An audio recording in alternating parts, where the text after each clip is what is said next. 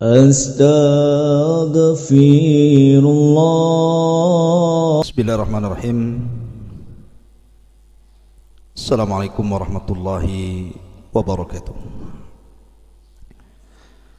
Bihamdillahi wassalatu wassalamu ala rasulillah wa ala alihi wa sahbihi wa mawalah wa la hawla wa la quwata illa billahi wa ba'du. Alhamdulillah, di pagi hari ini kembali bisa duduk untuk bertalabul ilmi. Salawat serta salam kita haturkan kepada Rasul kita yang mulia alaihi salatu wassalam. Allahumma salli ala sayyidina Muhammad wa ala alihi wa sahbihi wa man sara ala nahjihi ila yaumiddin. Di pagi hari ini kita akan membahas tentang sedikit tafsir singkat dari suratul Alaq, rahasia di balik kalimat Iqra. Ma'asyiral muslimin yang dimuliakan Allah Subhanahu wa taala, kita baca ayatnya, 5 ayat pertama dalam suratul Alaq. A'udzu billahi minasyaitonir rajim. Bismillahirrahmanirrahim. Iqra bismi rabbikal ladzi khalaq. Khalaqal insana min 'alaq.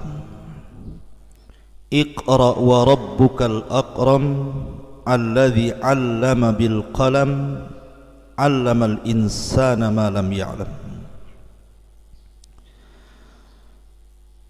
Setiap peristiwa pasti ada permulaannya. Peristiwa apapun pasti ada permulaannya. Dan suratul Alaq ini menjelaskan kepada kita tentang permulaan turunnya wahyu dan didaulatnya Nabi sallallahu alaihi wasallam menjadi nabi. Kemudian dengan turunnya surah Al-Mudaththir barulah beliau didaulat menjadi rasul. Kenapa demikian? Karena suratul Alaq ini tidak ada perintah bagi Nabi sallallahu alaihi wasallam untuk menyampaikan kepada manusia. Hanya dituntut untuk belajar, sehingga nubbi'a bil Iqra. Tapi dalam surah Al-Mudaththir di situ ada perintah untuk menyampaikan kepada manusia, makanya ursila bil Mudaththir. Beliau diangkat menjadi rasul dengan surah Al-Mudaththir. Sedikit saya akan bercerita tentang biografi Nabi kita yang mulia alaihi salatu wassalam sehingga sampai kepada suratul Alaq ini. Nabi sallallahu alaihi wasallam dilahirkan setelah perang Gajah.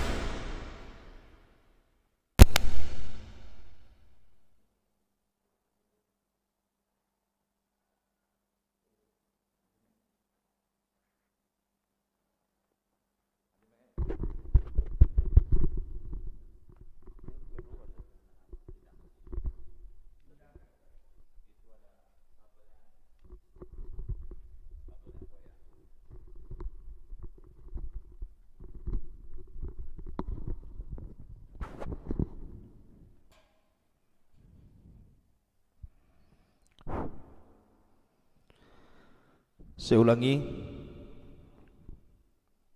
bahwa Nabi SAW dilahirkan setelah perang Gajah, sehingga tahun kelahirannya disebut tahun gajah, karena di zaman itu belum ada penanggalan Islam.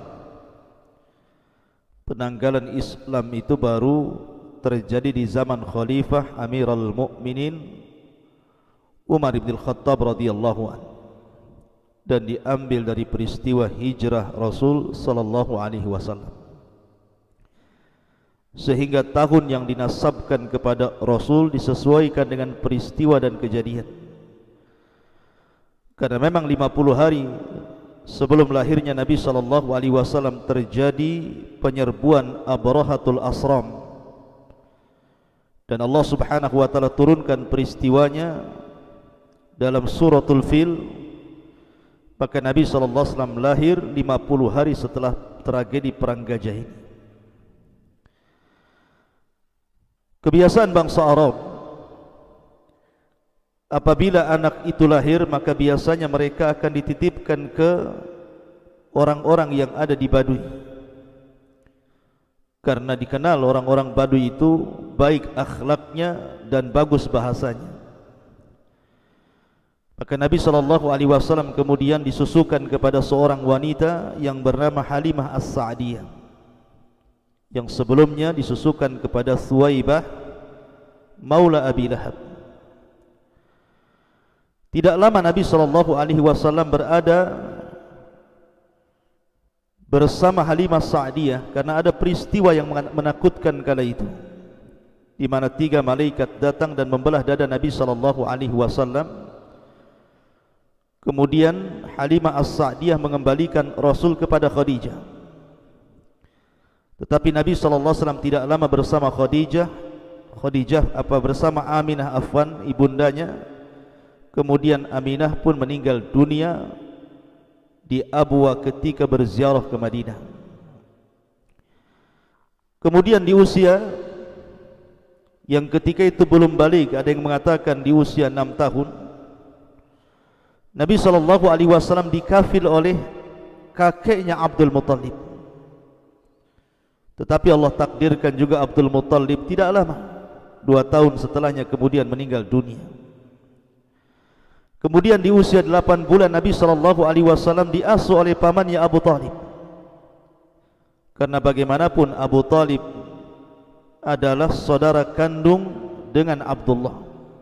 Adapun paman-paman yang lain hanya saudara sebapa. Sehingga kedekatan saudara kandung tentu lebih dekat dibandingkan saudara sebapa atau seibu. Makanya Nabi SAW kemudian dikafil oleh pamannya Abu Talib walaupun kondisinya miskin. Karena paman Rasul yang paling miskin itu Abu Talib dan memiliki banyak keturunan.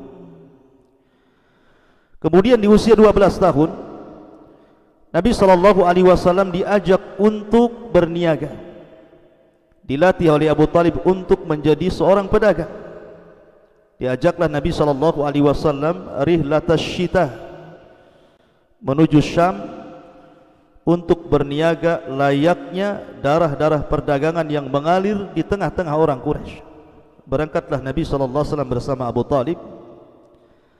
Akan tapi ketika sampai di perbatasan Syam, yang biasa mereka gunakan untuk beristirahat setiap kafilah dagang di situ, ada keanehan karena ada seorang padri, seorang rahib yang bernama Buhairah Rahib, yang sebelumnya tidak pernah menjamu, bahkan mempersilahkan untuk menempati rumahnya, tiba-tiba baik kepada mereka.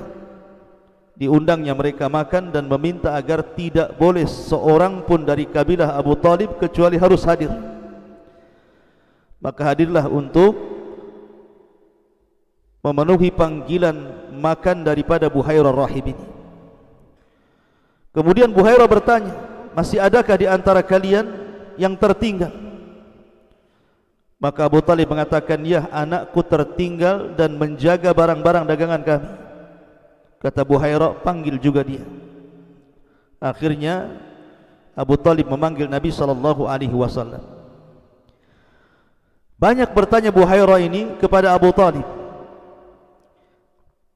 karena ketika itu muncul tanda-tanda akan munculnya seorang Nabi.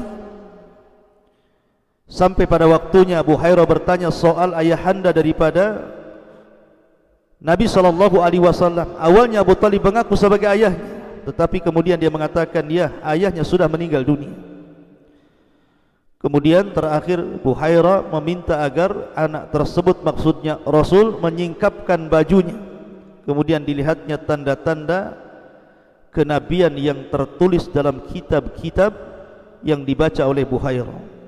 Menangislah Buhairah, kemudian meminta kepada Abu Talib untuk kembali ke Mekah dan mengatakan, demi Allah, kalau tanda ini diketahui oleh orang-orang Yahudi yang ada di Syam, maka mereka akan membunuh anak ini.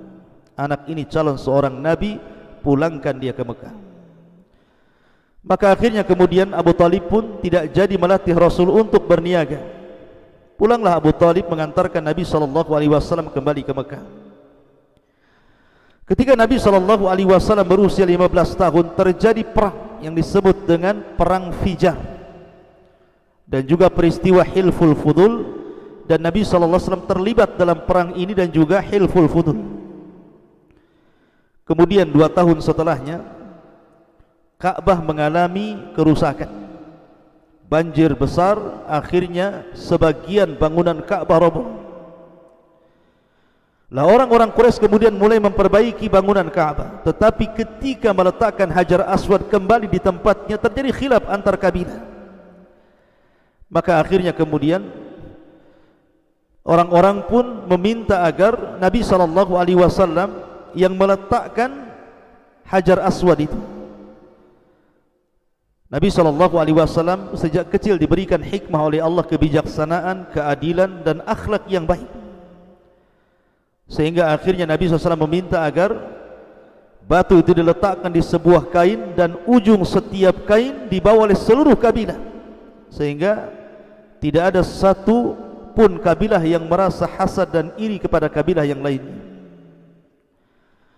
Kemudian di usia sebelum menginjak 20 tahun, ya sekitar 18 tahun atau mungkin 17 tahun, mulailah Nabi SAW bekerja sebagai ra'al ghanam, penggembala kambing. Subhanallah, seorang nabi atau calon seorang nabi menjadi penggembala kambing. Makanya Rasul mengatakan, ma min nabiyyin illa wara'al ghanam. Tidak ada satupun nabi kecuali mereka akan atau pernah mengalami menjadi penggembala kambing, termasuk diriku, kata Rasulullah. Kenapa Allah Subhanahu wa ta'ala memilih Rasul SAW untuk menggembala kambing dan tidak menggembala unta atau binatang yang lainnya? Rahasianya, kata para ulama, karena ketika seseorang itu menjadi penggembala kambing, kambing ini akan mengajarkan kelembutan hati, kesabaran, perhatian yang ekstra, kesungguhan dan begitu seterusnya.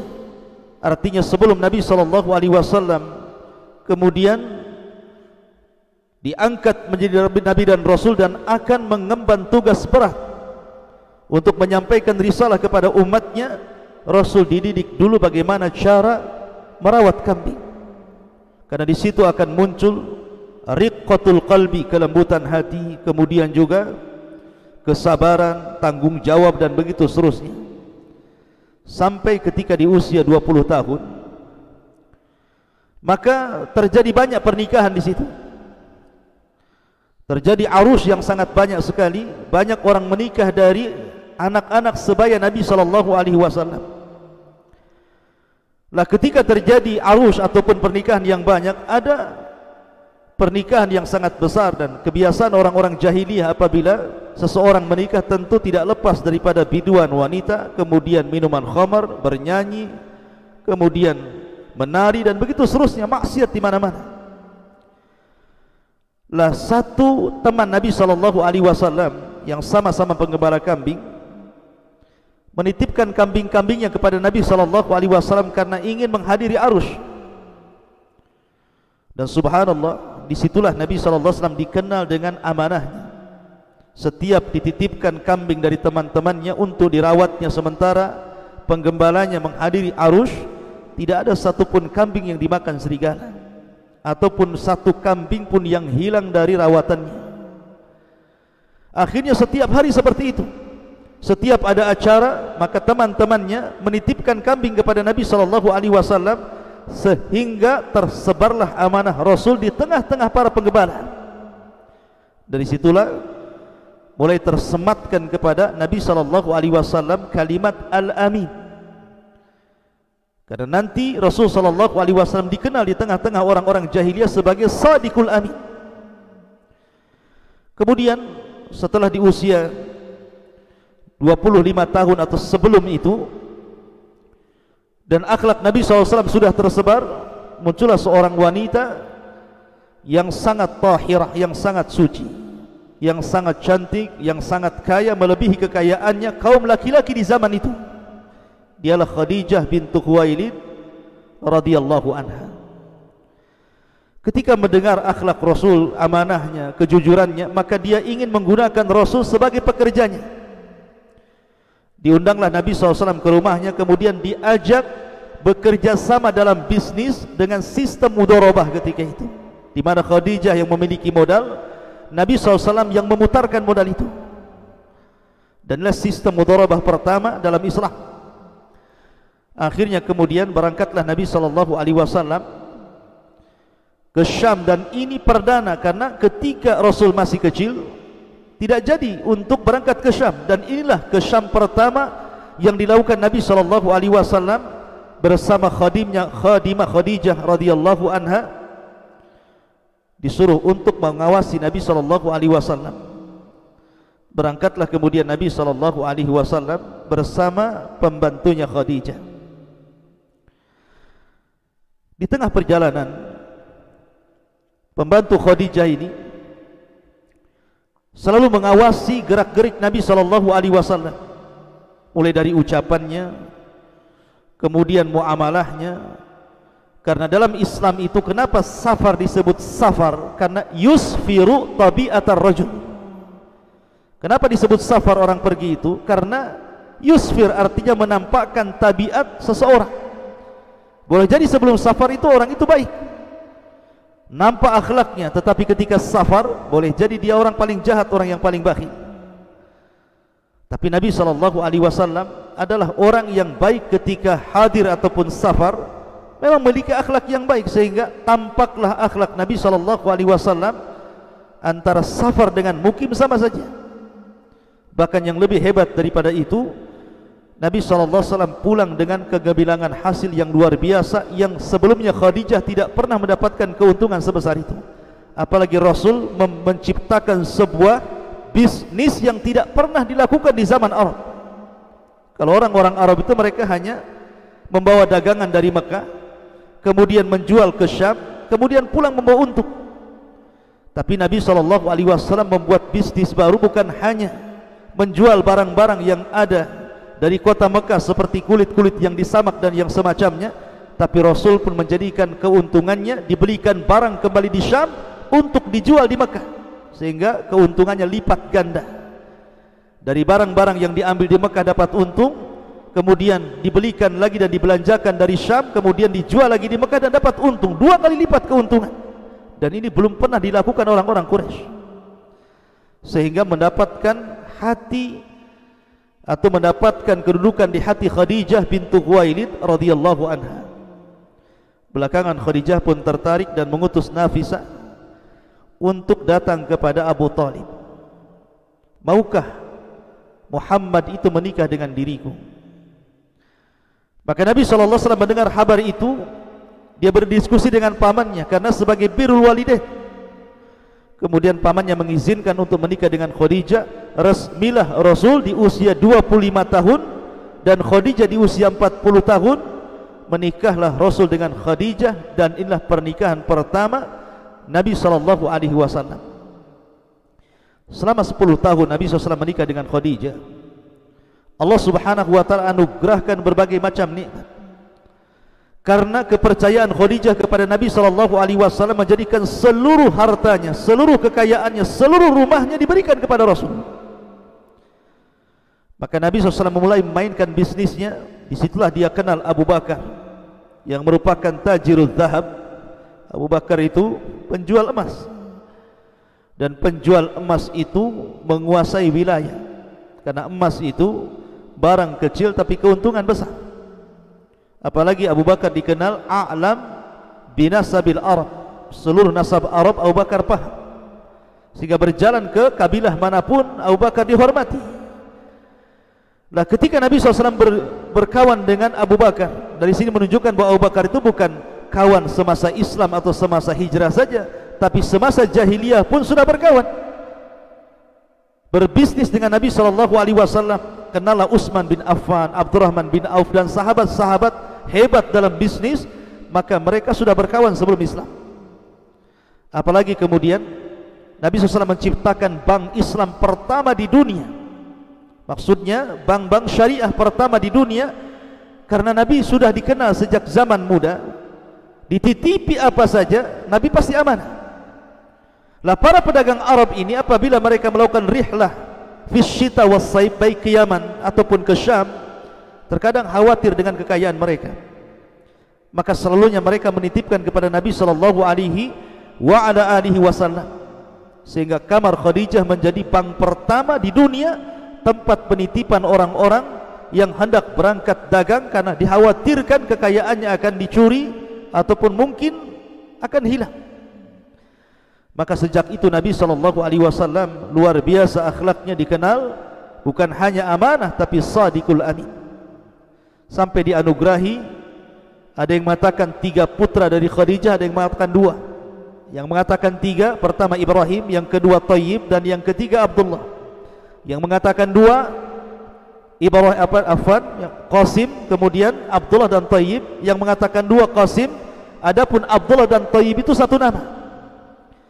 Adapun yang disepakati dari anak perempuannya, yang pertama Zainab, yang kedua Ruqayyah, yang ketiga Ummu Kulthum, dan yang keempat Fatimah. Ini disepakati oleh ulama sejarah. Yang diperselisihkan anak laki-lakinya antara Qasim, Abdullah dan Thayyib.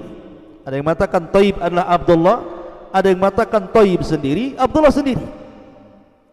Ma'asyiral muslimin yang dimuliakan Allah Azza wa Jalla, artinya Nabi SAW betul-betul di puncak kesuksesan. Bagaimana tidak? Dia orang yang paling kaya, diberikan banyak keturunan, dihormati manusia, tersebar akhlaknya sadiqul amin. Kurang apa lagi manusia seperti dia? Dan itu belum diangkat menjadi Nabi dan Rasul. Tapi di usia 37 tahun Nabi SAW mulai tidak enak hati memandang orang-orang Quraisy ini. Apalagi kemudian kefasikan yang menyebar, kejahatan yang menyebar, sesembahan berhala yang menyebar, sehingga menjadikan Nabi SAW ingin menjauh dari manusia. Maka mulailah Nabi SAW berangkat ke Mina. 1 bulan terkadang di Mina, terkadang kemudian tahun depannya berangkat ke Muzdalifah. 1 bulan dia di Muzdalifah. Sampai pada waktunya ada sebuah peristiwa ajaib yang dirasakan Nabi SAW. Kata Aisyah radhiyallahu anha, Nabi SAW bermimpi yang mimpinya seperti falak subuh. Artinya setiap malam dimimpikan, besoknya terjadi mimpinya. Umpamanya dalam mimpi itu apa yang akan dimakan manusia besok terjadi, apa yang diucapkan manusia besok terjadi, apa yang dilakukan manusia besok terjadi, peristiwa apa yang terjadi besok terjadi. Setiap mimpi seperti itu. Sampai akhirnya dalam mimpi itu dia bermimpi akan berjumpa dengan seorang laki-laki di sebuah gua, kemudian akan begini, begitu dan begitu seterusnya. Dari situlah 1 tahun sebelum diangkatnya beliau menjadi Nabi, Nabi pun kemudian mengikuti alur mimpinya. Berangkatlah dia ke sebuah gunung, yang kemudian di gunung itu ada sebuah gua yang dikenal dengan Gua Hira atau Ghari Hira. Sebuah gua yang ada di atas ketinggian. Disitulah Nabi SAW mendapatkan tempat sebelum Jibril datang memberikan wahyu. Kenapa Nabi SAW diangkat ke tempat yang tinggi? Tentu di sini ada makna. Hikmahnya adalah Nabi SAW akan diangkat baik secara hissi ataupun maknawi. Secara hissi artinya badannya naik ke atas, di mana dia akan lebih tinggi dibandingkan orang-orang Quraisy, akan lebih tinggi dibandingkan berhala-berhala yang ditenggerkan di Mekah dan sekitarnya, lebih tinggi di antara orang-orang yang ada di bawahnya, karena Gua Hira itu di atas masalahnya. Dan yang kedua, secara maknawi, Nabi SAW akan diangkat menjadi Nabi dan Rasul. Wa rafa'na laka dzikrah, dan kami angkat penyebutanmu wahai Muhammad. Itulah kenapa kemudian Allah memilihkan tempat yang tinggi, yang lebih tinggi dibandingkan Ka'bah, bahkan rumah-rumah orang Quraisy, bahkan berhala-berhala orang Quraisy. Karena Rasulullah SAW akan membawa agama al-Islam ya'lu wa la yu'la alaihi. Islam itu tinggi dan tidak ada yang lebih tinggi dibandingkan Islam. Maka ketika Nabi SAW tepat di bulan Ramadan, 1 bulan Nabi SAW berada di gua itu, tidak tahu apa yang harus dilakukan. Dia hanya mengikuti alur mimpinya saja. Tepat ketika 10 akhir Ramadan, lebih tepatnya lagi di tanggal-tanggal ganjil di 10 akhir Ramadan, lebih tepatnya lagi di malam Lailatul Qadar, lebih tepatnya lagi di sepertiga malam akhir, tiba-tiba Jibril datang. Kemudian masuk ke dalam gua. Kemudian seolah-olah kenal dan mengatakan, "Ya Muhammad." Wahai Muhammad, sambil memeluk Nabi dari belakang, kemudian mengatakan, "Iqra," baca. Nabi SAW kaget. Ini orang masuk begitu saja, berbentuk manusia yang sangat tampan, enggak kenal, tiba-tiba dia pula yang kenal dengan kita, kemudian tiba-tiba merangkul dari belakang. Tapi Rasul tahu karena sudah dijelaskan dalam mimpinya. Nabi SAW mengatakan, "Ma ana biqari," saya tidak bisa baca. Menunjukkan bahwa Nabi SAW memang tidak bisa membaca dan tidak bisa menulis.